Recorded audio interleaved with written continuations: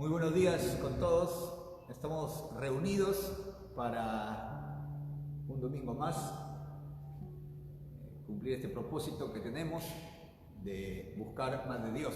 Dice así en 1 Crónicas capítulo 29: Tuya es, oh Jehová, la magnificencia y el poder, la gloria, la victoria y el honor, porque todas las cosas que están en los cielos y en la tierra son tuyas. Tuyo, oh Jehová, es el reino, y tú eres excelso sobre todos. Este poema que está en Crónicas nos hace recordar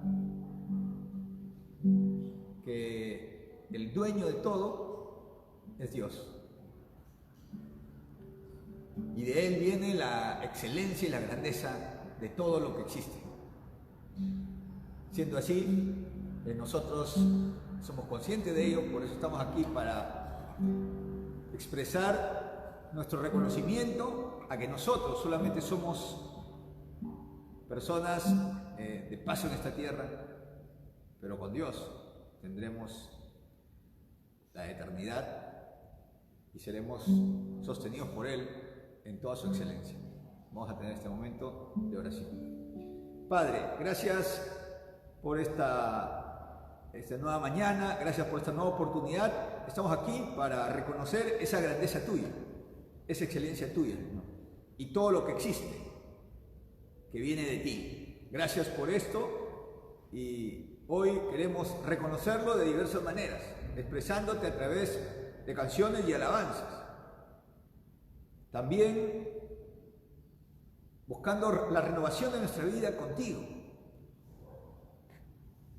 y escuchando y recibiendo esa palabra tuya de poder y de bendición, y renovando nuestra vida, Señor, una semana más con tu grandeza. Gracias por todo lo que nos has dado, y gracias por la oportunidad de estar aquí. A pesar de muchas restricciones y dificultades, nosotros, Padre, te valoramos, y por eso que nos unimos, Señor, en esta reunión para unirnos en este propósito de darte la gloria, de darte el honor y nuestras consideraciones, Padre. En el nombre de Jesús y su obra de victoria a favor nuestra, a través de Él elevamos esta oración. Amén. Bien, estamos entonces con el tema el conocimiento más importante. La semana pasada tuvimos la primera parte que tratamos justamente de la importancia de este conocimiento. Esta semana estamos respondiendo a la pregunta ¿por qué, si es tan importante, no se ve reflejado como debería ser? Y lo hemos subtitulado Desaprender para aprender. Y la próxima semana tenemos la última parte de este mismo tema, que va a tratar sobre el conocimiento de Dios más allá de lo cognitivo. Bien, tenemos entonces, para resumir brevemente, la semana pasada vimos de que si el conocimiento de Dios, si Dios es el creador del mundo, si Dios es excelente, si Dios es inteligente, si Dios es un estratega, si Dios es sabio, si Dios es eterno, si Dios no solamente creó, sino sustenta el mundo y lo lleva hacia un final exitoso,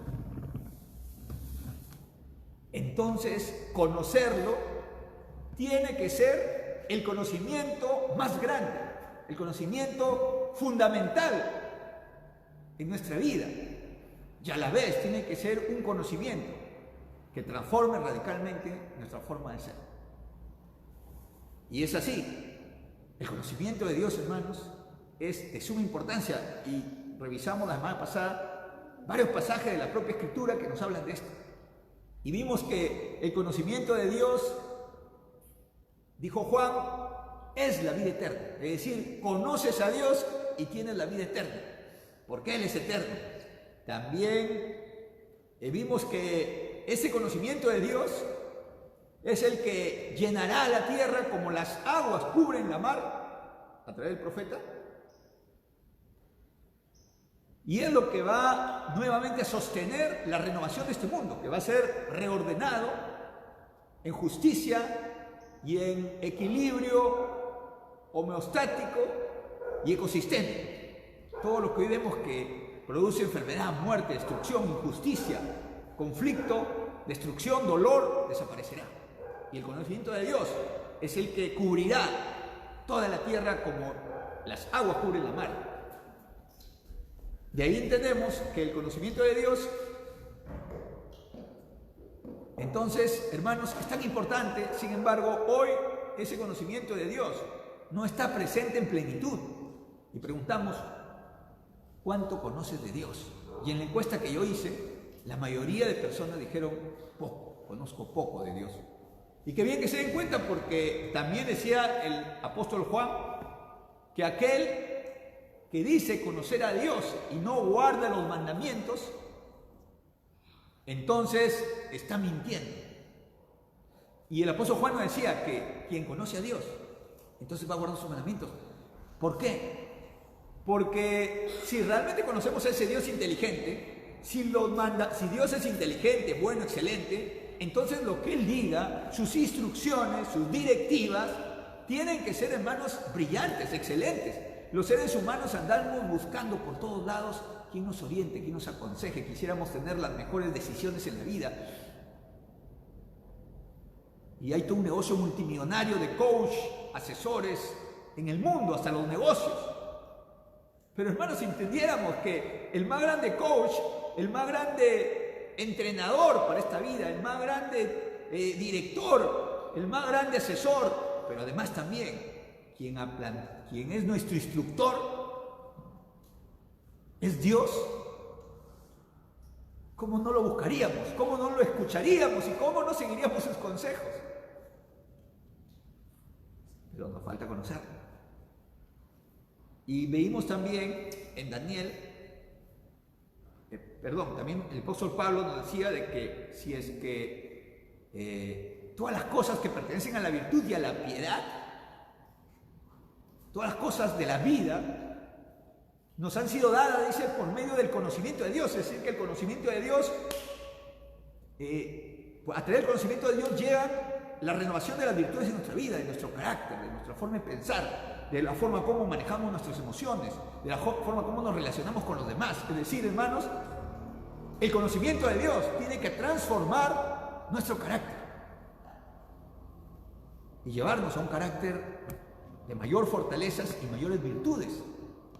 Tan importante es el conocimiento de Dios que se ve reflejado en el libro de Daniel. Daniel, entonces, él mismo testimonia, llegando a ser uno de los, llegando a ser 10 mejores que los magos y astrólogos en Babilonia. Él dice de que fue Dios quien le dio inteligencia y también fue Dios quien le dio fortaleza. Y ya tratamos la semana pasada algo de esto, de cómo el conocimiento de Dios también tiene que impactar nuestra inteligencia, tanto la académica y tanto la inteligencia en general de la vida. Porque decía Proverbios, conocer a Dios es la inteligencia. También, hermanos, conocer a Dios nos hace desarrollar fortaleza en nuestro carácter. Por eso Daniel dijo que pasó por el horno de fuego de los leones. Él dice que fue Dios que me dio la fuerza. Y luego una visión, después que él pasa por todas estas cosas, las más grandes adversidades, de una visión del futuro y ve que las personas del futuro, nosotros ahí, también vamos a pasar momentos de mucha adversidad como él lo ha pasado. Y él llama que vendrá una abominación desoladora. Pero él, en medio de este sufrimiento que ve, que va a haber, él dice lo siguiente: pero el pueblo que conoce a su Dios se esforzará y actuará. Porque conocer a Dios, hermanos, nos da la fuerza en la más grande adversidad para seguir adelante. Conocer a Dios no solamente, hermanos, nos da la fuerza, sino además, miren lo que dice, actuará. Porque si estamos con Dios, hermanos, tenemos que ser personas de acción. Dios nos dirige en las mejores acciones y estrategias que debemos tomar en la vida. Y ese es el ejemplo de Daniel, el mismo que está hablando sobre esto. Y por eso Daniel, hermano, marca un hito en la historia. Como cada persona que conoce a Dios, deja un legado en su vida. Tan grande y tan importante es el conocimiento de Dios, entonces, que además nos dice que más importante que cualquier ritual es conocer a Dios, nos dice Isaías. Y también nos dice que si tú quieres exaltarte por algo, si tú quieres alabarte por algo, no lo hagas por la riqueza. No lo hagas por la ropa, no lo hagas por tu fama, no lo hagas por tu inteligencia. Si tú quieres exaltarte en algo, dice, solo hazlo entonces, dice, porque conoces a Dios. Bueno, eso lo dice el mismo Dios a través de Isaías, dice, si en algo tienes que alabarte, hazlo en que me conoces, dice Dios. Tan importante, hermanos, es el conocimiento de Dios entonces, que el conocer a Dios tiene que ser algo que realmente transforme nuestra vida, nos fortalezca, nos llene de sus virtudes, nos haga ser más inteligentes en la vida y también en el aprendizaje, en lo académico. El conocimiento de Dios, hermanos, es algo que garantiza nuestra vida eterna y será lleno toda la tierra de Él. Si el conocimiento de Dios es tan importante, ¿por qué entonces observamos personas que parecen que tienen el conocimiento de Dios y están llenos de ese conocimiento y no se ve reflejado esto en su carácter o en su forma de ser? ¿Por qué si el conocimiento es tan grande de Dios y tan impactante? ¿Por qué yo mismo, que creo conocer algo de Dios, conforme voy conociendo más, no veo ese impacto en mi vida? Y entonces ahí surge la gran duda. ¿Qué está pasando?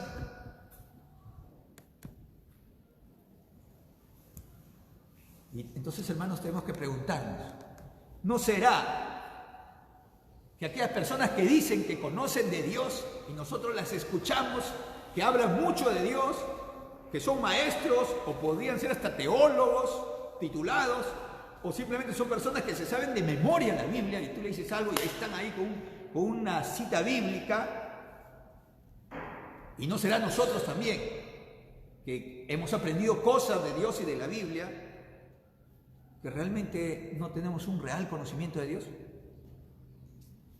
¿No será que hay un aparente conocimiento de Dios versus un real conocimiento? Y que esas personas que pensamos que conocen de Dios, realmente no lo conocen, sino aparentan conocerlo. Miren lo que dice 1 Corintios 8. Ahí tenemos que comenzar, hermanos, porque vamos a tratar hoy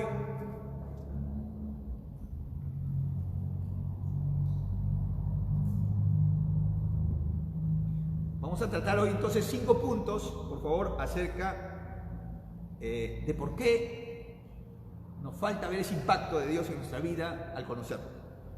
Primero, vamos a ver el aparente conocimiento de Dios, que hay que estar muy cautos en esto. Segundo, la estrategia que usa el enemigo para distorsionar el conocimiento de Dios y confundirnos. Tercero, la importancia entonces de renovarnos en Dios, o sea, de desaprender nuestro conocimiento de Dios para volver a aprender. Cuarto, la constancia que tenemos que tener para buscar tan grande conocimiento. Y quinto, la Escritura, la Biblia, como el centro de ese conocimiento. Vamos entonces hoy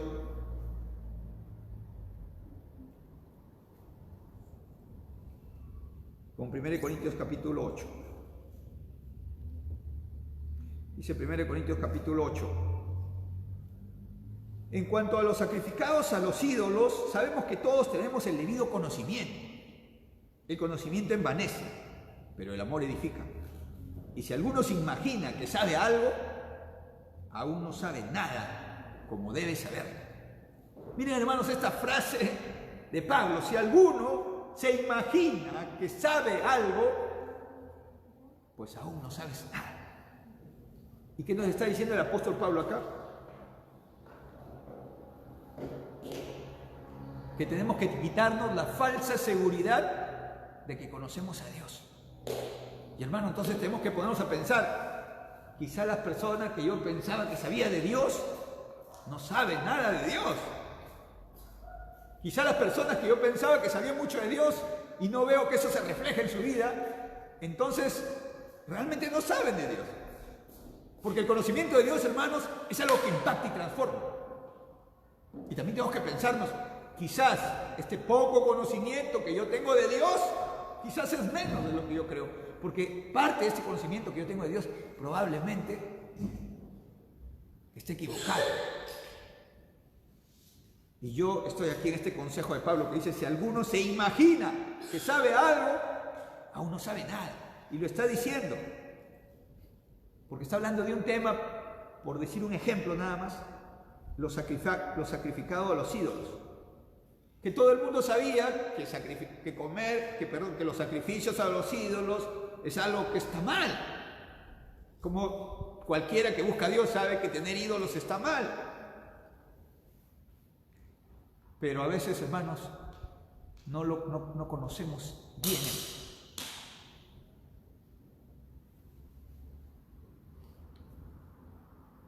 Por eso, hermanos, alguien dijo lo siguiente: la sabiduría, parte de la sabiduría es saber que sabes cuando sabes y saber que no sabes cuando no sabes. Fíjense, es decir, distinguir qué parte de tu conocimiento es real, es verdadero, y qué parte de tu conocimiento está equivocado.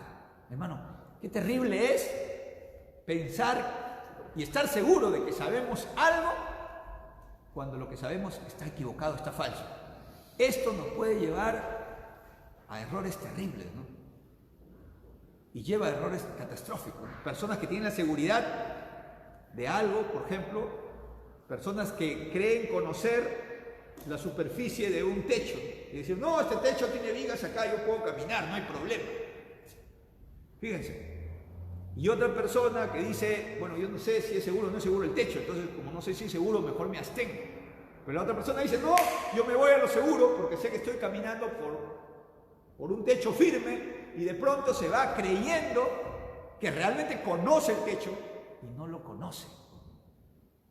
Si ese conocimiento de la persona está equivocado, pisar en ese techo podría costarle la vida, podría costarle un accidente muy grave. Y de pronto la persona empieza a pisar un techo que no es seguro y de pronto se cae. ¿Cuántas cosas de las que nosotros estamos seguros que conocemos de Dios están equivocadas? Y eso nos hace relacionarnos de manera equivocada con Dios, eso nos hace entender de manera equivocada con Dios y eso nos hace actuar de manera equivocada con Dios. ¿Cuántas personas creen que están sirviendo a Dios y no lo hacen? Por eso Cristo dijo, cuando venga, muchos dirán, Señor, en tu nombre predicamos, en tu nombre echamos fuera demonios, en tu nombre sanamos. Y yo les diré, apártense de mí, no los conozco, hacedores de maldad. ¿Cuántas personas, hermanos, buscan fervientemente a Dios y creen que cumplen con la ley de Dios, creen que cumplen con la instrucción de Dios,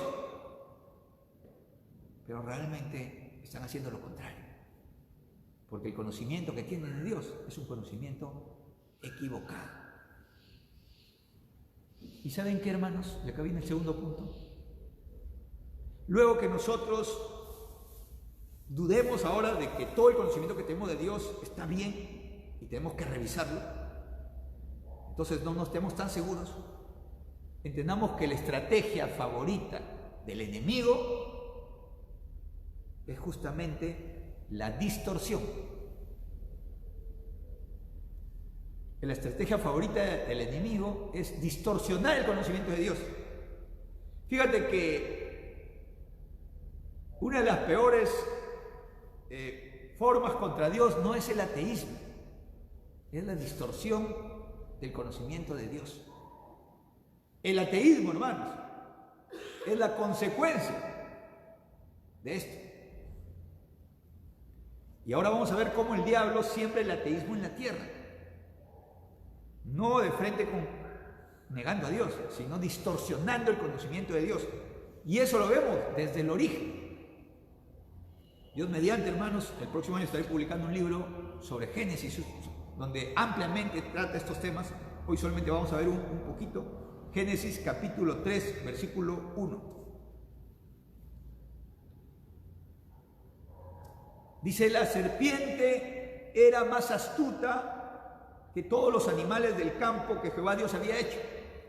Y dijo la mujer: con que Dios les ha dicho, no comas de ningún árbol del huerto. Aquí nos vamos a detener, hermanos, porque esta frase es poderosa. Y esta frase es uno de los recursos favoritos que la serpiente, el diablo, ha introducido al mundo. Y estate atento para descubrirlo, porque es su estrategia favorita de distorsionar el conocimiento de Dios y también distorsionar la comunicación humana. Y esto ya los estudiosos de la comunicación y del razonamiento ya lo descubrieron, Aristóteles. Y se venía estudiando esto por años, ¿no? Se llaman las falacias lógicas. Y una de esas falacias de razonamiento es el hombre de paja, o el argumentum ad ridiculum, que es una estrategia favorita del diablo para malograr nuestras comunicaciones. Esta falacia consiste en tomar una afirmación de alguien y distorsionarla o cambiarla para hacerla ridícula y atacar esa ridiculez, y por supuesto el argumento queda fuera. Te debe haber pasado en la vida y te has sentido muy frustrado que tú has dicho algo o tú has hecho algo y alguien ha venido y ha interpretado lo que tú has hecho o lo que tú has dicho a su conveniencia, distorsionándolo, diciendo que tú dices algo ridículo cuando tú estás diciendo algo diferente. Y obviamente todo el mundo se ha burlado de eso ridículo que él dice que tú dices, pues es falso. La distorsión de la comunicación, la distorsión del conocimiento de algo es la estrategia favorita del diablo. No confundamos, hermanos, con otra estrategia lógica, que esta sí es válida, que se llama argumentum ad absurdum, o argumento de lo absurdo, que es un argumento que se usa mucho en la matemática. Eso no consiste en distorsionar, sino demostrar que una afirmación o su contraria es incorrecta y que es absurda, para demostrar que lo contrario u opuesto pues es verdadero. Esto se usa mucho en la matemática y esto es correcto, porque ahí se sigue fiel a la verdad punto por punto y se muestra lo ridículo del argumento. Por ejemplo, si decimos que los números primos son infinitos, ¿cómo demostrarlo? Entonces yo digo, bueno, voy a demostrar que es falso o ridículo lo contrario. Voy a demostrar que es absurdo que los números primos son finitos. Entonces digo, los números naturales son infinitos, y cada vez que sumo 1 a cualquier número natural, me va a dar un número primo. Por lo tanto, si los números naturales son infinitos y le sumo un número a cada número natural infinito, entonces voy a obtener infinitos números naturales primos. Por lo tanto, es absurdo que los números primos sean finitos. Por lo tanto, su contrario es correcto, o sea, los números primos son infinitos. Bueno, estas cosas de la lógica y la matemática son correctas. Pero, hermanos, lo incorrecto es decir que yo digo algo que no dije, para distorsionarlo y llevarlo al absurdo y al ridículo. Aquí se está cometiendo una falsedad. Y esta es la estrategia favorita del diablo, y esto está haciendo acá, hermanos, en Génesis el diablo. Miren lo que está diciendo. Con que Dios mira lo que pretende la serpiente: enseñar y predicar sobre Dios y hablar sobre Dios a Eva. Le dice: Eva, hola, Dios te ha dicho que no coma de ningún árbol del huerto, ¿no? Hermanos, miren cómo está presentando la serpiente a Dios. No coma de ningún, o sea, miren hermanos, qué Dios tenemos. Un Dios que ha creado el mundo y ha puesto árboles frondosos, olorosos, hermosos, frutales, ricos y deliciosos. Sembró la piña, sembró la manzana, sembró el plátano. Y todos los árboles que Dios ha puesto en el huerto, dice que Dios ha dicho: no comas de ningún árbol. O sea que el plátano está para mirarlo, nada más. Qué rico, que se caiga y se maloje. Y la manzana, ay, qué bonita manzana. Lo huelas nada más. Hermanos, el diablo está presentando acá a un Dios ridículo, a un Dios tonto. Dios está presentando acá a un Dios prohibitivo. Todo prohíbe, ¿no? Por las puras así nos prohíbe. A un Dios que no quieres que te alimentes, que no quieres que te diviertas, a un Dios aburrido, a un Dios incoherente, a un Dios distante, a un Dios descomprometido con tu vida. Eso es lo que el diablo quiere que nosotros pensemos de Dios. Y afirma que Dios dice eso. Dios prohíbe que comas los árboles del huerto. Dios te prohíbe que te diviertas. Dios te prohíbe. Y Dios es un Dios que prohíbe todo. Absurdo, ridículo, y que no nos entiende. ¿Quién quiere seguir ese Dios, hermano? Y ese, hermanos, es el Dios que presenta el diablo al mundo, ¿no? Tú preguntas a la gente. Y mucha gente no quiere seguir a Dios porque dice, no, yo con Dios gracias. ¿Pero por qué? No estoy preparado todavía por muchas reglas con Dios. O sea, la gente cree que Dios es un Dios de prohibiciones. La gente cree que es un Dios poco inteligente. No. Cuando Dios, hermanos, había dicho lo contrario. Este es el Dios, hermanos, verdadero. Génesis 2:16. Y mandó Jehová Dios al hombre diciendo, no comas de ningún árbol del huerto. Eso decía la serpiente. Mira lo que dice Dios. De todo árbol del huerto, de todos los árboles come. Al revés, hermanos, al revés. Come, yo he creado todo esto para que coma de todo. Le dice, uno nomás no comas, pero después todo. Mira, mango, plátano, cocos, todo. Hasta de los arbustos, mira, fresa. Hermanos, este es el Dios verdadero. El Dios verdadero, hermanos, es un Dios que ha generado un ecosistema para que vivamos en él, para que disfrutemos la vida, para que nos divirtamos, para que nos alimentemos, para que nos relacionemos y para que vivamos al máximo cada día. Este Dios es un Dios no de prohibiciones, es un Dios de libertad para lo bueno. Este Dios es un Dios inteligente, sabio. Este es un Dios que sabe qué es lo mejor para nosotros. Este es un Dios, hermanos, que se compadece de nosotros. Ese es un Dios que se pone en nuestro lugar. Este es un Dios que quiere que vivamos de la mejor manera posible. Este Dios es el que cualquier persona quisiera, hasta los ateos.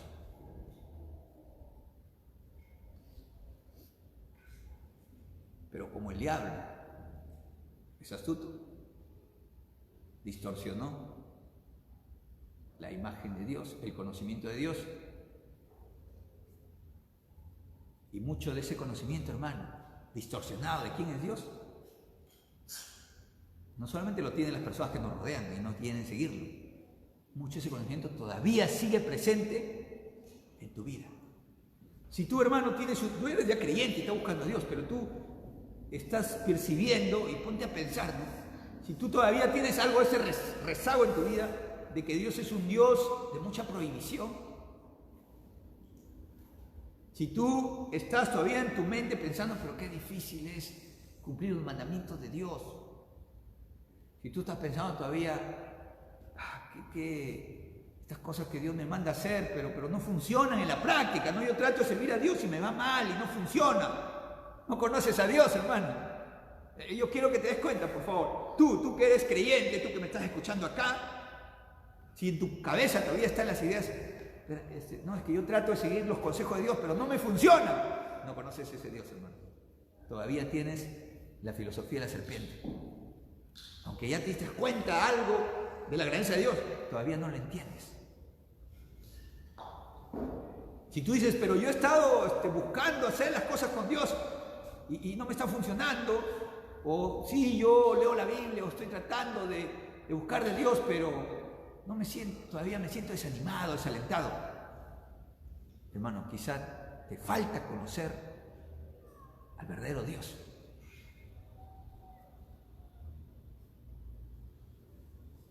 Hermano, el diablo no solamente aplicó esta estrategia en el huerto del Edén, al inicio de la historia humana, lo ha ido aplicando e insertando en toda la cultura, al grado,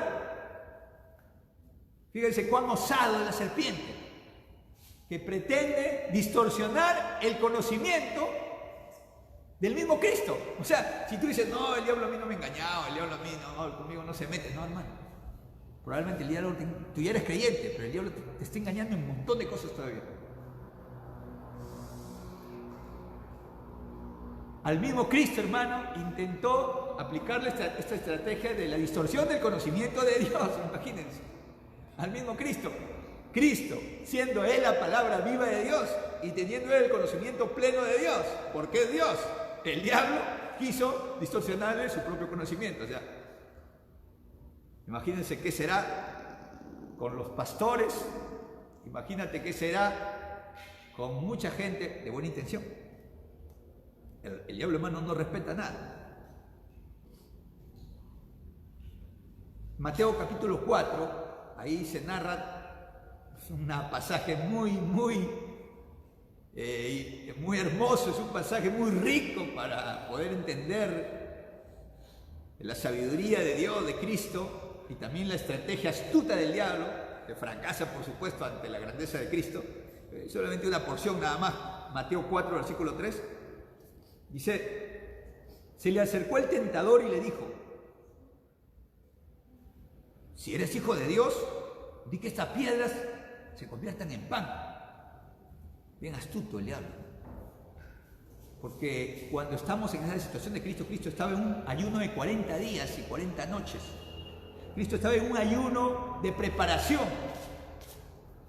Y el diablo, hermano, se presenta justo en ese momento crítico de su vida, justo en ese momento especial o justo en ese momento ya de debilidad. Ahí está el diablo para distorsionar el conocimiento de Dios. Y acá el diablo no se presenta como diablo, acá el diablo se presenta como un asesor, aquel diablo se presenta como un predicador, aquel diablo se viste como religioso, le dice, oye, tú eres hijo de Dios. El diablo hablando del Hijo de Dios. Y mira lo que le dice luego en Mateo 4:6. Porque no solamente el diablo te habla de Dios, el diablo también te usa la Biblia. Y le dice, si eres hijo de Dios, tírate abajo, pues escrito está, a sus ángeles mandará cerca de ti, y en tus manos te sostendrá para que tu pie no tropiece en piedra. Oye, tírate, porque acá está en el Salmo 91, hermano, el diablo se sabe la Biblia. Si tú pensabas que el diablo no le importa la Biblia, la pregunta es, ¿a quién le importa más la Biblia, hermano? ¿A ti o al diablo? ¿Sabes cuál es la respuesta? Al diablo. ¿Quién sabe más la Biblia, tú o el diablo? El diablo.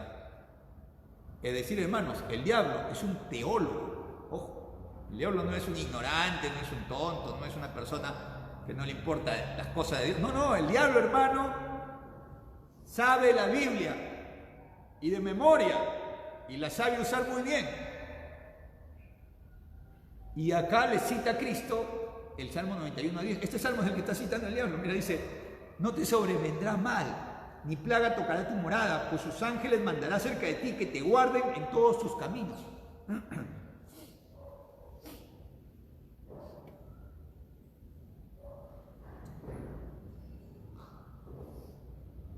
Entonces, hermanos, tengamos mucho cuidado porque el diablo se ha vestido en nuestra cultura de predicador. Te cita versículos bíblicos. Porque, hermanos, hay dos maneras como el diablo ha atacado para distorsionar el conocimiento que tenemos de Dios. Dos maneras. Una es la histórica, que lo voy a mencionar dentro de un momento, de cómo llega acá la palabra de Dios y el conocimiento de Dios a estas tierras latinoamericanas y peruanas. Y lo segundo es como está ahorita, aquí, que es lo que estoy mencionando. Porque en nuestros propios ambientes, porque pululan, hermanos, muchas iglesias y muchos predicadores, y hay que tener cuidado, no todo el que te lee un versículo de la Biblia está dando un mensaje de parte de Dios. Y en internet, hermanos, hay cantidades Ni tampoco, hermano, quizá tú, cuando estás cogiendo un versículo de la Biblia, estás usándolo bien. Mucho cuidado, no basta que yo te saque un versículo de la Biblia o que tú saques un versículo y de ahí queramos hacer, hermanos, una doctrina, un conocimiento de Dios. Porque, hermanos, el conocimiento de Dios es algo sistemático. El conocimiento es un pensamiento sistémico, integrado. El conocimiento de Dios, hermanos, no requiere 4 versículos, uno por acá y otro por allá, y yo me cojo porque ya sé un versículo, y entonces digo que dice acá que hay que guardar el día sábado, entonces el sábado yo no me reúno el domingo porque acá dice el sábado y acá está escrito. Y porque leo otro versículo que dice, oye, acá no se come carne de cerdo, yo ya no como el cerdo porque está prohibido, porque acá está, y saco mi versículo.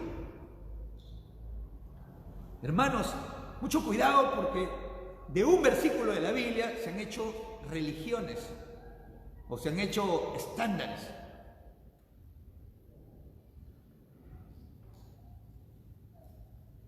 Y el diablo le encanta eso, que solamente nos basemos en un versículo de la Biblia para decir cualquier cosa que Dios no dice. Pero también, hermanos, dentro de los propios cristianos, cada vez que estoy conversando y dándome cuenta por qué si yo veo muchos hermanos, y yo como psicólogo, que a veces vienen o de otras iglesias, o estoy también en nuestra propia iglesia buscando en la consejería apoyar a los hermanos, me doy cuenta de que hay personas que conocen mucho la Biblia, pero no la entienden, no la aplican, no lo tienen como un pensamiento integrado. ¿Y cuáles son de las últimas distorsiones, bueno, de este siglo pasado que estamos arrastrando? Para ponerles un ejemplo, una de las grandes distorsiones que estamos arrastrando del diablo acerca de Dios y su palabra es aquella que está en el centro de nuestras vidas, que tiene que ver con el amor. Porque, hermanos, conocer a Dios no es conocer un versículo, conocer a Dios es entender cómo Dios piensa, es entender lo que podríamos llamar una teoría de vida de parte de Dios, es un conocimiento integrado, es una cosmovisión, es una forma de mirar y entenderlo todo. Entonces nosotros no podemos llegar a tener una teoría tan elaborada porque estamos en proceso, pero poco a poco vamos entendiendo más. Entonces, hermanos, por ejemplo, uno de los grandes problemas que tenemos aquí es en el tema del amor. Y tanto ha trabajado el diablo para distorsionar un tema tan importante en la vida que es pareja, hijos y cómo se sostiene la estructura de nuestra sociedad en la relación de pareja, lo que creó Dios primero, que ha sembrado una teoría falsa y distorsionada sobre el amor que se llama romanticismo. Y lo ha presentado a través de sus diferentes programas y canales. Disney, el mundo Netflix y los canales de YouTube y por todos lados están sembrando de los dibujos animados esta concepción romanticista del amor. Y, hermanos, sucede que todos estos mecanismos y conceptos del amor han llegado inclusive a las iglesias. Y yo, hermano, me he quedado sorprendido como la mayoría de jóvenes en las iglesias cristianas donde se enseña buena palabra de Dios, lo que han hecho es sacar un versículo de acá y sacar otro versículo de acá para seguir pensando, romanticistamente hablando, sobre el amor. A la final, hermanos, es lo mismo que Netflix, pero adornado de un par de versículos bíblicos, uno de por aquí y el otro de por allá. Y, hermanos, y no solamente los jóvenes. Vi como un pastor muy famoso que sale en televisión y tiene millones de seguidores, hablaba sobre su relación de pareja, cómo conoció a su esposa y aconsejaba a los jóvenes con esta teoría romanticista, poniéndole un versículo acá y más anécdotas y otro versículo por acá. La teoría, hermanos, del romanticismo es ilusoria, es destructiva y es infeliz a las personas, porque no funciona. Pero todavía es algo que sigue en boga y fuerte en nuestra cultura, hermanos, y por eso es que hay tantos problemas aún en los cristianos. y también en los pastores. Pero es un tema que en otra oportunidad trataremos a profundidad. Pero Jesucristo, hermanos, entonces le refuta al diablo con otro versículo de la Biblia, enseñándole que no basta un versículo para hacer una teoría. Entonces le dice Mateo 4:7, Jesús le dijo, escrito está también, no tentarás al Señor tu Dios. Ajá, ese versículo está escrito, pero también está escrito, no tentarás al Señor tu Dios. Diablo, no me vengas con un solo versículo. O sea, hazme la teoría completa. Hermanos, mucho cuidado porque hay pasajes en la Biblia en los cuales uno tiene que verlo de la manera compleja, ¿no? Entonces hay mucha gente que es cristiana y yo le digo, hermano, pero dice que poner otra mejilla. Me dice, no, pastor, eso será Cristo. Yo no, eso no funciona. Hoy otros, esos son los desconfiados y los que, hermano, hay cristianos que rechazan la palabra de Dios. Hay cristianos que no quieren hacer caso. Sí, ya sé, pastor, pero eso es para Cristo, todavía no estoy a ese nivel, yo no pongo la otra mejilla. A mí alguien me dice algo, yo le doy. Es una forma incorrecta. Si tú eres cristiano, hermano, no puedes rechazar la palabra de Dios. Si dice que hay que poner la otra mejilla, hay que poner otra mejilla. Por otro lado, hay otro grupo de cristianos que son ingenuos y dicen, ah, no, ahí dice en la Biblia que hay que poner la otra mejilla, y así que yo pongo la otra mejilla. Entonces viene su hijito, papá, en el colegio mi amigo me ha pegado. Ya, hijito, pero tú eres cristiano, tranquilo, no manda que te den tu vuelto por andar. Papá, otra vez me ha pegado. Sí, hijito, soporta, hijito, soporta, porque eso es cristiano. Cristo dijo, pon la otra mejilla. Y hay hermanos cristianos que rechazan la palabra de Dios porque no conocen a Dios. Cristianos, que hay pasajes de la Biblia, no, este sí, escoge, ¿no? Este sí, este no, este sí está facilito, este no me convence. Y eso es grave para un cristiano, hermano. Si tú eres un hijo de Dios, no puedes rechazar la palabra, su palabra. Pero también es tan grave como eso los otros cristianos ingenuos, que como acá dice, no comer chancho, ya nunca más voy a comer chancho. Acá qué más dice. Y en su trabajo le regalan un bono para ir al Chili's.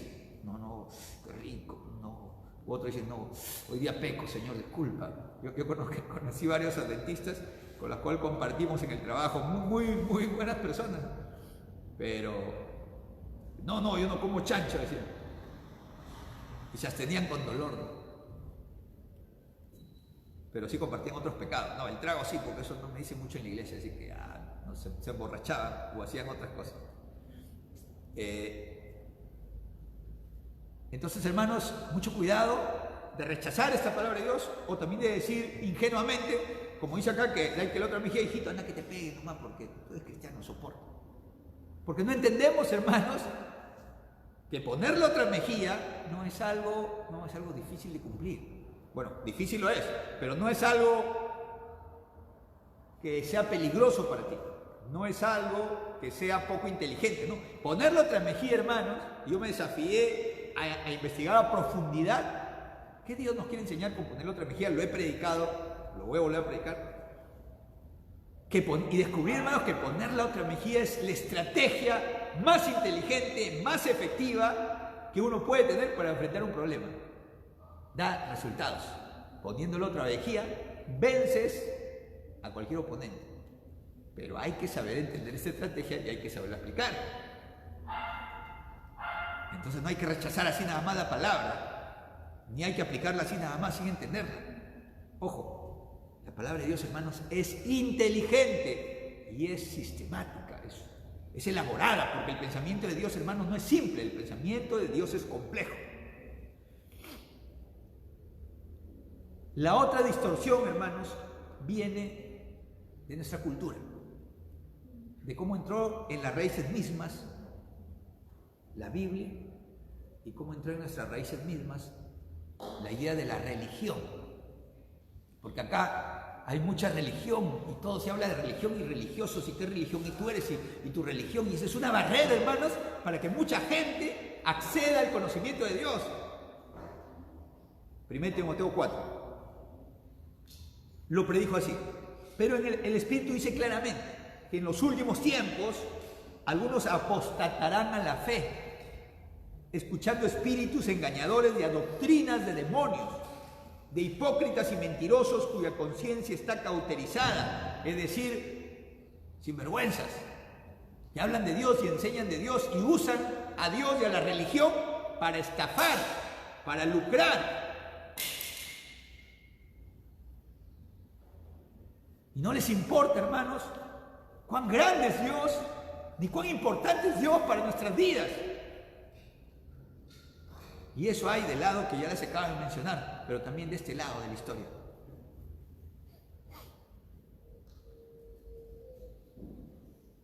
Y para eso, hermanos, hay que leer un poquito de historia. ¿Cómo llega aquí la Biblia? Hermanos, llega de la manera terrible. Porque Francisco Pizarro y el fray o cura Valverde vienen, ojo, porque la conquista, hermano, española en el Perú se hace bajo los reyes católicos de España, en el nombre de Dios, para conquistar y evangelizar, ojo, qué bonito nombre, hermanos, evangelizar nuevas tierras. Y la idea era hacer un favor a los indios que se iban al infierno para evangelizarlos y convertirlos al cristianismo y al reino eterno de Dios y a la grandeza de Dios. Y viene Francisco Pizarro y al lado tiene que venir, pues, el fray Valverde. Y cuando se entrevistan con Atahualpa, entonces el Francisco Pizarro y el fray y el cura Valverde le dicen: venimos en el nombre de Dios y del rey de España para que tú renuncies a tus falsos dioses y te sometas a la autoridad y a la corona española y al Dios verdadero, y acá está la palabra de Dios. Qué bonita prédica. Y Atahualpa, que lo estaba traduciendo por ahí, un felipío, le estaba traduciendo. Entonces, Atahualpa dice: ¿la palabra de Dios? ¿Tú tienes la palabra de Dios? Y le dan la palabra de Dios para que se arrepienta ante los santos evangelios, igual que en el Congreso, que los congresistas juran ahí. Y entonces coge Atahualpa la Biblia, lo pone en su oído, palabra de Dios, no escucha nada. Hasta que me engañan, lo bota la Biblia, hermanos. Y en ese mismo momento, los que vienen en el nombre de Dios inician una carnicería y matan a espada a más de 2,000 indios.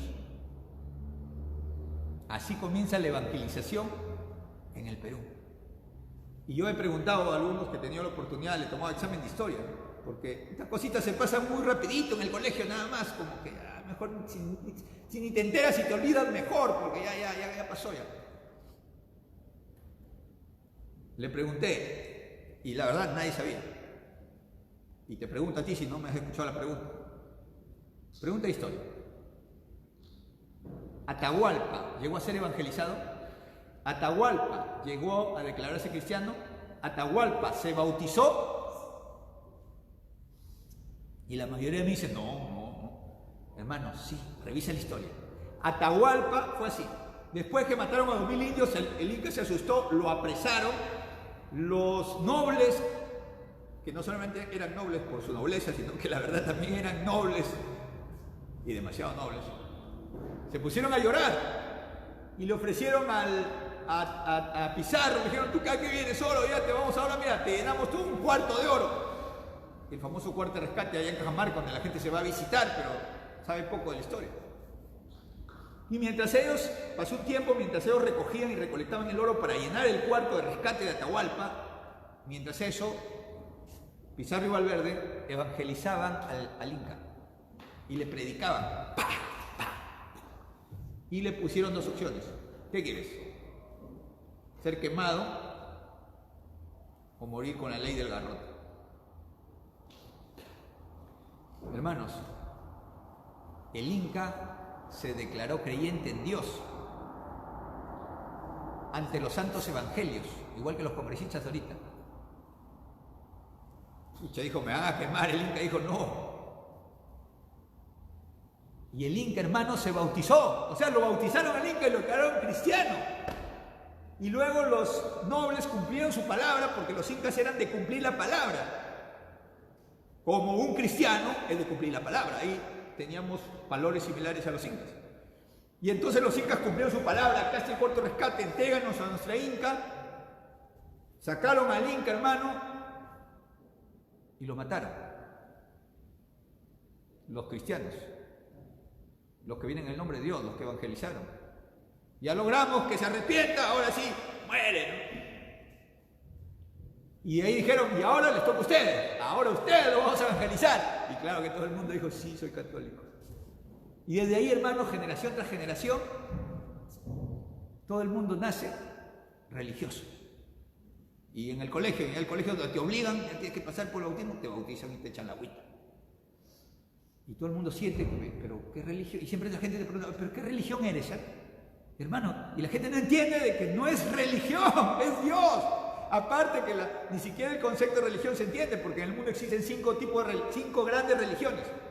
Existen los musulmanes, existen los judíos, existen los hindúes, existen los budistas y la otra gran religión, que es la cristiana. Así que una de esas religiones, una organización que es de la religión cristiana es la Iglesia Católica Apostólica y Romana. Otra organización se llama Iglesia Bautista, otra se llama Iglesia Presbiteriana, o sea, hay un montón de nombres, Iglesia Anglicana, Iglesia Luterana, son organizaciones. Pero todos estos grupos se les llama religión católica. Entonces en el Perú dice, ¿tú qué religión eres? Pues de la misma época cristiana, tú también. Quizá la parte que más me gusta es que en el Perú distinguen, ¿no? Y dice, oye, ¿tú qué religión? Pues tú eres cristiano, ¿no? Ah, pues porque lees la Biblia, eres cristiano. Ah, no, yo no soy cristiano, yo soy católico. Bueno, está más interesante esa división que estoy viendo últimamente. En el pasado decían, ¿eres evangélico o eres católico? Una división incorrecta, pero así dividían la gente. O sea, la Iglesia Católica Romana versus todo lo demás que hay. Ahora ya la división es más bonita, porque dicen, ah, no, ¿tú eres católico o eres cristiano? Ah, tú eres cristiano, o sea, no, solamente a Cristo, pues. Yo sí tengo por ahí otras cositas. Bien, pero otro legado que nos dejó, hermanos, lo explicó muy bien, lo investigó muy bien un erudito, el pastor John A. Mackay, que perteneció a nuestra iglesia presbiteriana, donde se han caracterizado las personas en ser muy intelectuales, filósofo, que colaboró mucho en la educación en el Perú.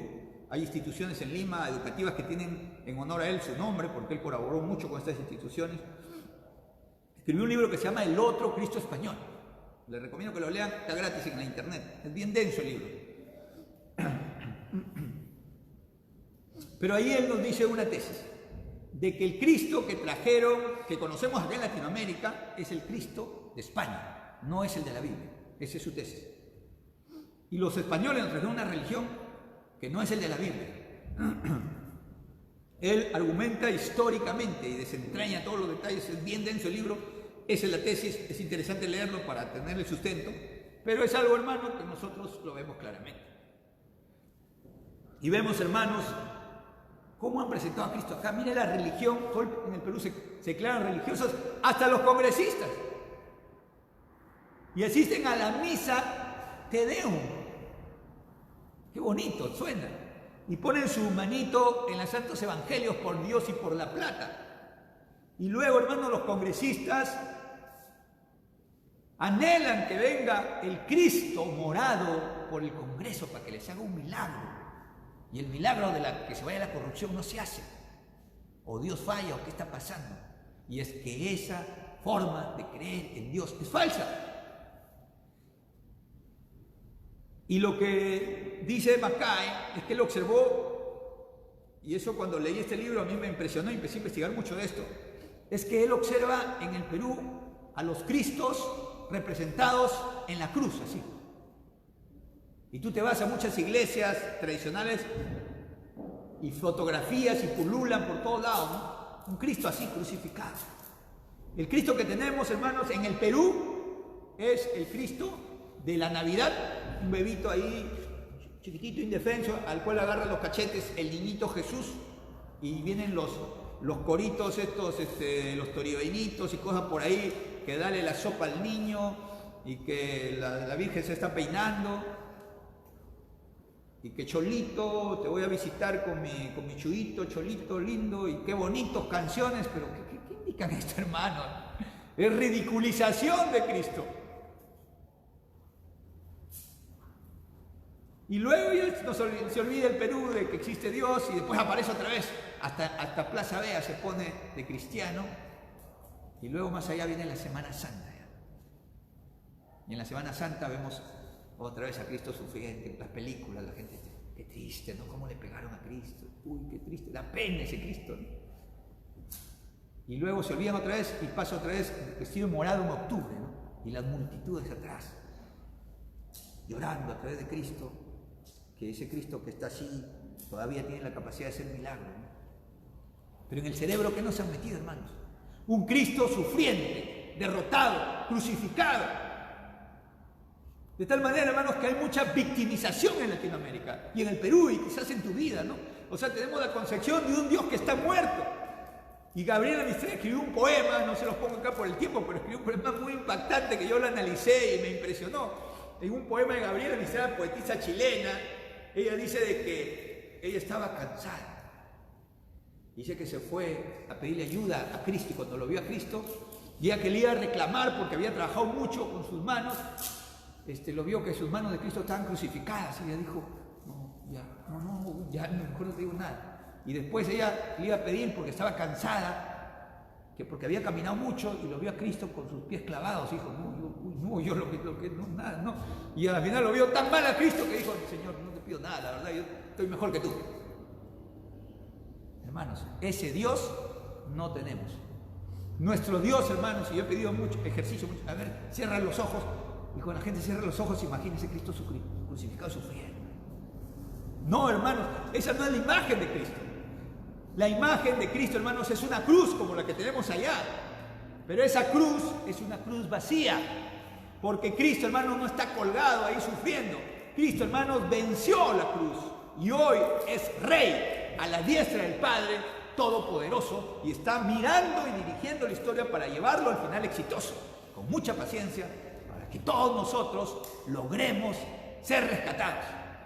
Hermanos, el Dios que tenemos no es un Dios víctima, sufriente, que da pena, que está en la cruz, no es un bebito que hay que agarrar los cachetitos, que hay que darle la sopita, que hay que vestirle con chubito. No, hermano, ese Dios es el Dios que el diablo quiere vendernos para desviarnos. El Dios que tenemos, hermanos, es un Dios vivo, exitoso, que venció a los grandes enemigos, la muerte y el pecado.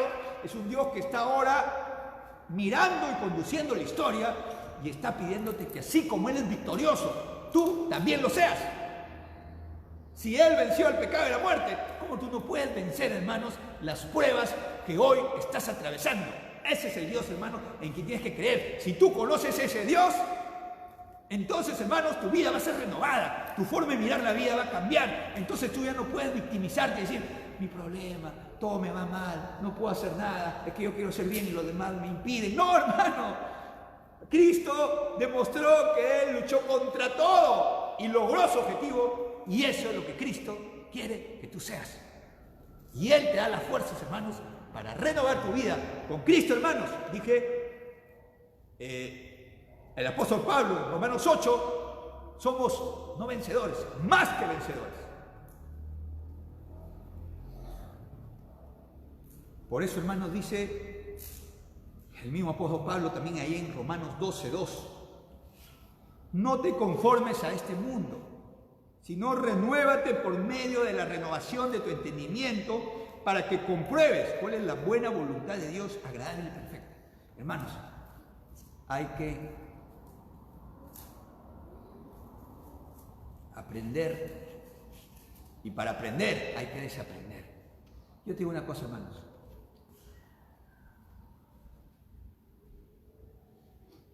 Hermanos, qué terrible no solamente es no conocer a Dios, qué terrible es tener un conocimiento equivocado de Dios. Cuánto de lo que sabes de Dios y conoces de Dios hasta ahora quizá está mal. ¿No será que lo que conoces de Dios está equivocado? ¿Está distorsionado?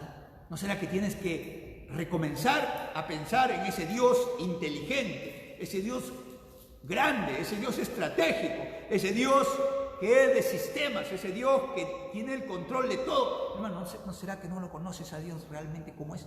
¿No será que te dejaste influenciar por la cultura que tenemos todavía de la conquista de ese Cristo caído? de esa religión impuesta. ¿Cuántas cosas todavía quedan ahí en nuestra mente, hermano? ¿No será todavía que te dejaste llevar porque alguien simplemente cogió un versículo de la Biblia y te lo dijo y te lo aprendiste y quizá lo aprendiste mal? Hermanos, entonces hay que ser humildes, hay que decir, no, está bien, yo estoy dispuesto a desaprender para aprender. Entonces tengo que revisar en mi vida, como decía Pablo, transfórmalo por medio de la renovación de usted. Hermano, ya sabes cosas de Dios, pero ¿cuántas de esas cosas que conoce Dios necesitas mejorarlas, cambiarlas, renovarlas, desaprenderlas? Y hoy, hermanos, estamos abriendo las bases porque la próxima semana vamos a tratar algo de lo cual poco se habla, ¿no? Porque, hermanos, yo he hecho preguntas a hermanos que saben de la Biblia y gracias a Dios he visto que una respuesta, la verdad, alentadora, ¿no? Yo hice entrevista en estas semanas pasadas a personas que saben mucho de la Biblia, que tienen años en la iglesia o en alguna iglesia y me han dicho, pastor, la verdad es que no conozco mucho de Dios, que conocía mucho de historia, que conocía mucho de datos de la Biblia, pero la verdad no le entiendo a Dios.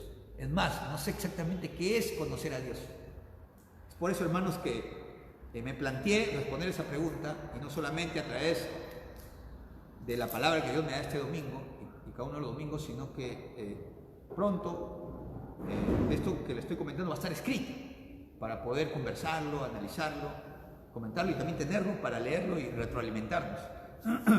Pronto estamos lanzando un blog para difundir, hermanos. Hermanos, la humildad es muy importante, ¿no? Y digamos, qué cosas que yo aprendí o lo aprendió mal. Y hermanos, créanme que yo les comparto esto porque yo mismo tuve que hacer esa confrontación.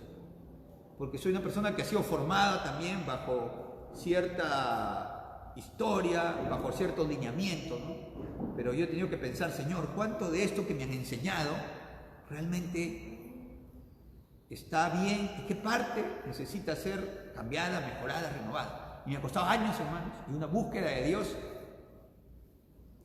para lograr entender que yo mismo, siendo pastor, tengo que renovar.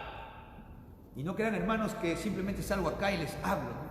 O sea, para mí es una gran responsabilidad transmitir el mensaje de Dios lo más fiel posible. Es un desafío de hace muchos años, de una búsqueda muy grande por hacerlo.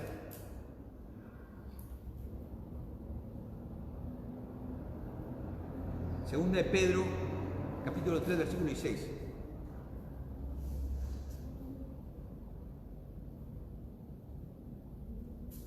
Dice, en casi todas sus epístolas, hablando de ellas, de estas cosas, entre las cuales hay algunas difíciles de entender, las cuales los indoctos e inconstantes tuercen, como también las otras escrituras, para su perdición. Hermanos, si tú quieres conocer de Dios, es tan importante porque dice, mira, si lo torcemos, si no le entendemos bien la palabra, si cogemos, porque hay palabras que son difíciles de entender. Hay cosas bien sencillas en la Biblia, pero hay cosas que son difíciles. Y no podemos, hermanos, tomarlo a la ligera, porque si tú entiendes mal un pasaje de la Biblia, lo vas a aplicar mal, vas a vivir mal, te va a dar malos resultados, vas a ser infeliz. Por eso que hay muchas iglesias, las cuales yo lo estimo mucho, tengo conocidos en varias iglesias, y muchas personas me dicen, quisiera ir a su iglesia, pastor, pero en los domingos a veces me conecto a escuchar, pero ya, pues acá tengo, ya me acostumbré acá. Hay algunos hermanos que yo los estimo mucho, ¿no? Pero a veces tienen conceptos que han aprendido que están equivocados, que hace sufrir, que no da resultado aplicarlo en la vida. Entonces dice que hay algunos pasajes difíciles de entender. Y los indoctos inconstantes, ojo, miren esa palabra, indoctos inconstantes. Es decir, los indoctos son los que no se preparan. Porque hay dos cosas que necesitan para buscar a través de las escrituras el consejo de Dios. Prepararse, porque bueno, para entender la Biblia pues hay que entender hasta Algunas palabras hay que buscarlo en el idioma original, porque ha sido una traducción y quizás no está tan precisa, o entender la dimensión más grande. Pero también, hermanos, no solamente hay que basarse en un versículo de la Biblia, hay que mirar todo lo que dice desde el inicio al final, y de esa manera entendemos la inteligencia de Dios de lo que nos quiere decir. Dice, e inconstantes, porque, hermano, aprender de Dios implica una constancia. Y yo les digo una cosa, ¿no? Los seres humanos nos gustan las cosas fáciles, buenas y fáciles, bueno, bonito y barato. Entonces los seres humanos, hace tiempo se inventó unas máquinas que te ponías acá y te hacían que tus músculos se contraigan, para que te crezcan. O sea, no tienes que ir al gimnasio o levantar tus pesas o hacer ejercicio. No, duerme nomás y solito te hacemos que tus músculos trabajen, no funcionan. Hermanos, buscamos soluciones tan fáciles y hay personas que dicen, yo voy a aprender inglés. Aprende inglés durmiendo. No, ¿por qué te esfuerzas? No estoy de gramática. No, pues aprende inglés durmiendo, póntelo ahí, duermes y de pronto al siguiente día te levantas y hablas inglés.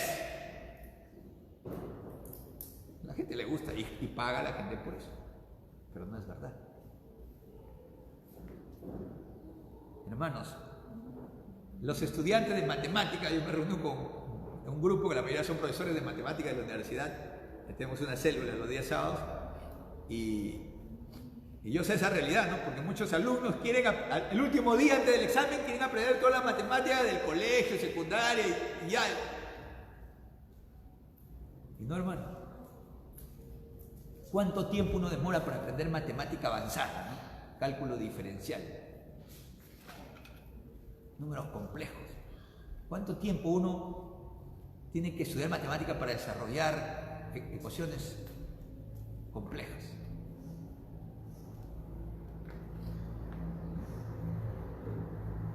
No es un año, hermanos, es toda una vida.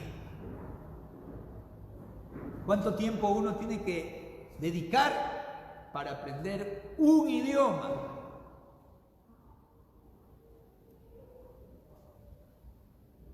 Es una práctica constante y una vivencia constante. La pregunta, hermano, si conocer a Dios es más complejo que aprender un idioma, si conocer el idioma de Dios es más complejo que el idioma inglés, si la inteligencia y la lógica de Dios es más vasta, más hermosa, más compleja y más poderosa que la lógica de la matemática, ¿cuánto tiempo nos demora, hermanos, conocer a Dios? Pregunto, ¿cuánto tiempo tú inviertes para conocer a Dios?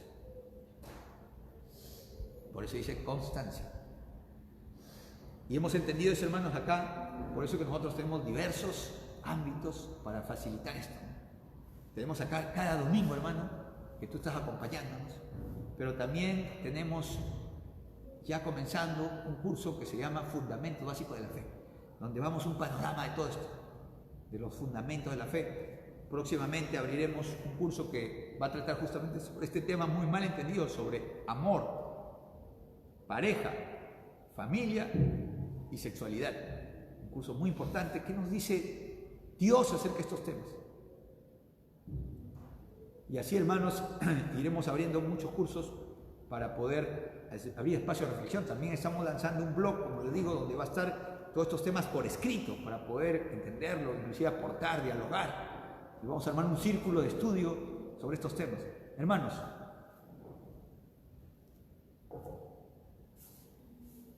finalmente, recordemos que cualquier reflexión, cualquier búsqueda de Dios, cualquier conocimiento de Dios tiene que estar anclado, por supuesto, en las Escrituras, pero no en versículos desconexos, sino en el sistema total de la palabra de Dios. Porque si lo entendemos así, entonces entendemos lo que dice 2 Timoteo 3, 16 y 17, que dice: toda la Escritura es inspirada por Dios y útil para enseñar, para corregir, para redarguir, o sea, convencer, para instruir en justicia, para que el hombre de Dios sea completo, perfectamente preparado para toda buena obra. Hermanos, tan útil es la Escritura que si es que nosotros entonces, hermanos, entendemos esto que hemos tratado en la parte del día de hoy, que tenemos que estar conscientes de que el conocimiento de Dios es lo más grande, lo más excelente, nos impacta y nos transforma. Y si es que vemos que aparentemente eso no es así, es porque un aparente conocimiento de Dios de mucha gente que cree que conoce y no conoce nada, nosotros mismos pensamos que conocemos de Dios y no lo conocemos bien. Aún eso poco que conocemos quizás es muy poco. Si es así, entonces entendamos que el diablo es el que desde el inicio ha generado una distorsión acerca de Dios en las personas que no quieren acercarse ni escuchar de Dios, pero también en nosotros, hermanos. Se ha metido a las iglesias a distorsionar la palabra y hace sufrir a aquellas personas de buena intención que buscan a Dios y leen la Biblia, porque lo aprenden a medias o distorsionadamente o no en la inteligencia y en el sistema correcto,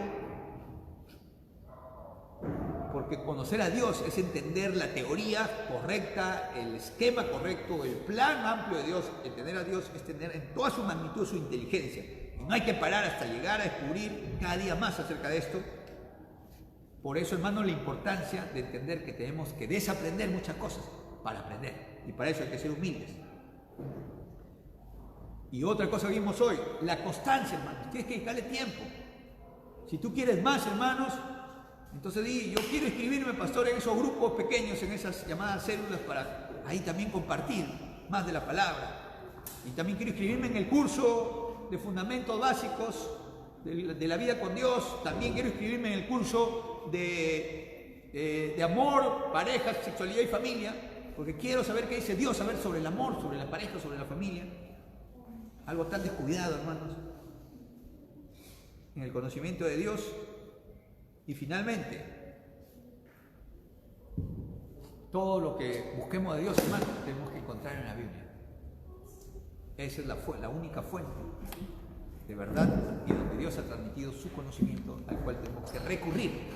Pero aún falta algo, ¿no? Aún falta algo, hermano. Y la próxima semana vamos a tener la tercera parte de este tema, que tiene que ver con lo siguiente. Aún así, si leamos la Biblia y entendamos cosas muy inteligentes, puede ser que ese impacto de Dios en nuestra vida sea muy pobre o no lo sea. Porque le digo, el diablo conoce a Dios, pero el diablo lo conoce cognitivamente. El diablo sabe quién es Dios. Pero la próxima semana vamos a ver que hay dos formas de conocer a Dios. Podemos saber realmente cómo es Dios, pero no tener un conocimiento directo con Él. Vamos a ver la próxima semana entonces que hay un conocimiento indirecto y un conocimiento directo de Dios, que hay dos niveles de conocer a Dios. Próxima semana, hermanos, más acerca de un conocimiento de Dios más allá de lo intelectual, más allá de lo cognitivo, y se titulará ¿Conoces a Dios o conoces acerca de Dios?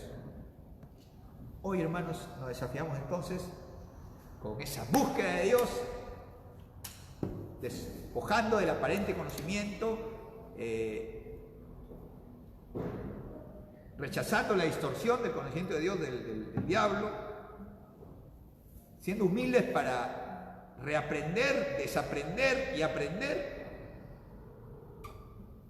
La constancia que tenemos que darle en la búsqueda de Dios. Decide, hermano, tienes que darle más tiempo al conocimiento de Dios. Cada día tienes que mover la palabra, escucha, vuelve a escuchar, hermano, la prédica, a ver qué está diciendo aquí. Lee, hermano, entra al blog que te vamos a dar, participa en las reuniones que tenemos, porque mientras más busques a Dios, tu conocimiento va a ir fortaleciéndose. Y no olvidar que siempre, cualquier conocimiento que venga de Dios tiene que estar sustentado en su palabra. Vamos a orar. Padre eterno, Padre santo, gracias por esta palabra que nos das y porque nos haces entender, Señor, algún cambio que tenemos que emprender en nuestra vida, porque ya tenemos, Señor, algo de ti, algo del conocimiento tuyo, pero quizás es menos de lo que pensábamos. Perdónanos cuando no te entendemos, perdónanos cuando te malinterpretamos, perdónanos cuando pensamos que tú eres de una manera menos capaz, menos vivo. Perdónanos, Señor, si tenemos todavía con un Dios víctima, con un Dios distante. Perdónanos si pensamos que tus consejos no son inteligentes, no se aplican, no funcionan, perdónanos, Señor, porque tú eres inteligente, eres excelente, eres un Dios que tiene una lógica brillante y que nosotros, Señor, tenemos un concepto distorsionado de ti, Padre. El diablo ha logrado engañarnos acerca de que conocemos cuando no conocemos. Y también, Padre, somos nosotros inconstantes. No te damos y asignamos el tiempo para prepararnos, para escucharte y para entenderte y para conocerte, Señor. Pero hoy, Padre, aquí estamos para comprometernos, Señor, a buscar más de ti, más de ti.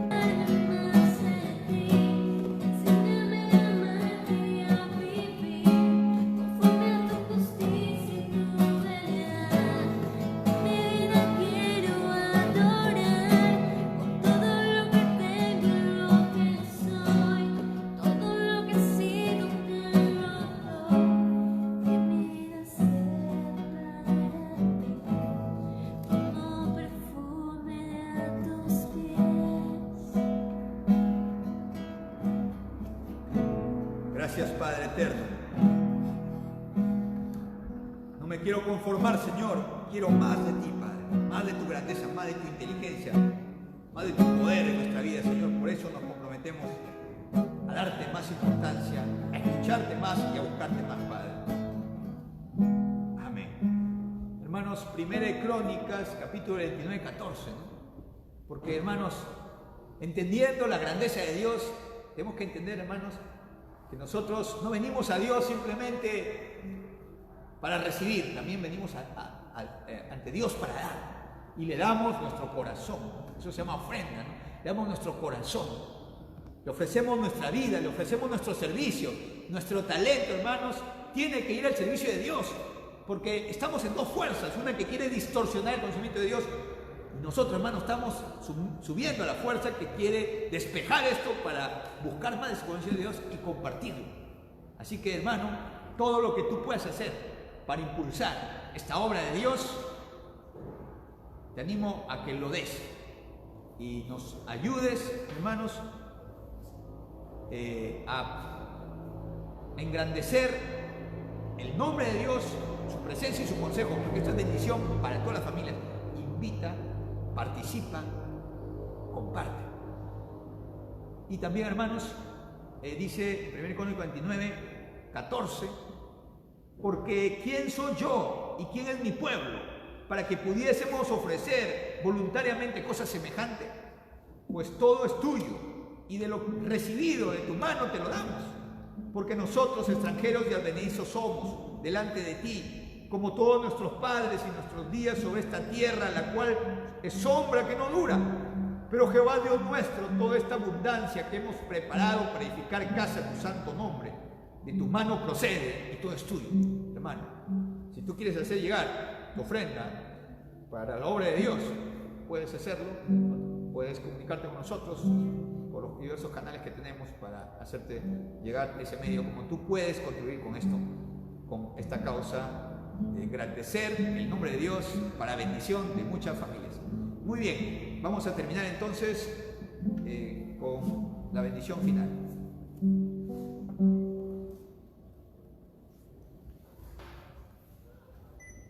Gracias, Padre, ponemos esta mañana y este tiempo aquí como una ofrenda delante de ti, Señor, y ofrecemos, Señor, a tu servicio toda bendición que hemos recibido, Padre, para que tu reino, Señor, sea engrandecido, Padre eterno.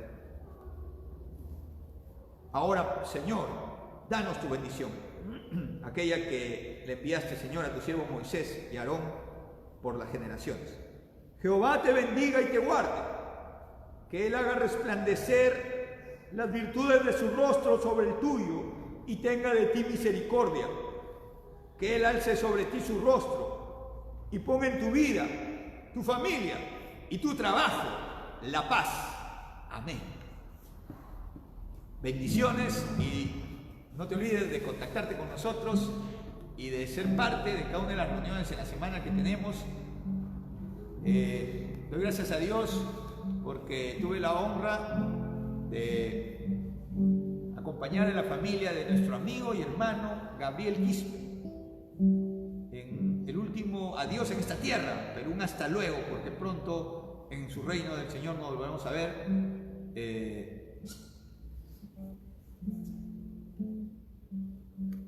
Así que, hermanos, este amigo y hermano con el cual compartimos, y también algún día estuvo en la iglesia, que luego estuvo trabajando como médico en la selva, hoy está en la presencia del Señor. Así que bendiciones para nuestro hermano Gabriel Quispe y para toda la familia, a la cual tuve la oportunidad de interactuar en algunas oportunidades y renovar nuevamente nuestro contacto. Que Dios le bendiga y que Dios le dé este consuelo y esa paz, y que cada familia que se va, hermanos, en esta tierra nos deje un legado.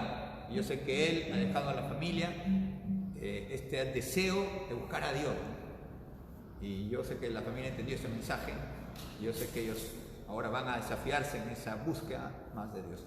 Gracias a Dios por ello, hermanos, y nos estamos viendo en la semana. Si Dios quiere, la próxima semana a las 9 de la mañana. Bendiciones.